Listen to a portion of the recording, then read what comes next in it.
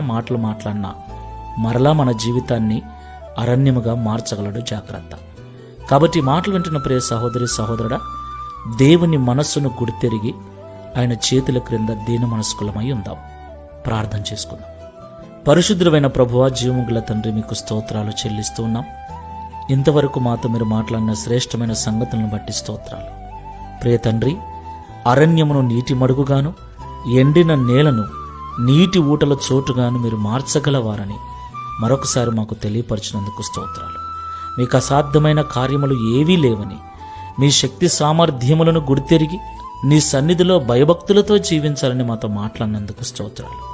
అయ్యా, మేము ఏ పాటి వారమునైనా మేము ఎగిరిపడుటకు కానీ, అదిరిపడుటకు కానీ, హెచ్చించుకొనుటకు కానీ మేము ఏ పాటి వారము తండ్రి.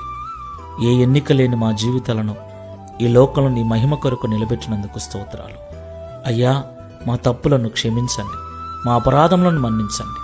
ఒకవేళ ఎప్పుడైనా విర్రవీగని స్థితిలో మేము ఉన్నట్లయితే దయతో మా అపరాధమును మన్నించి మమ్మల్ని దీవించి ఆశీర్వదించండి.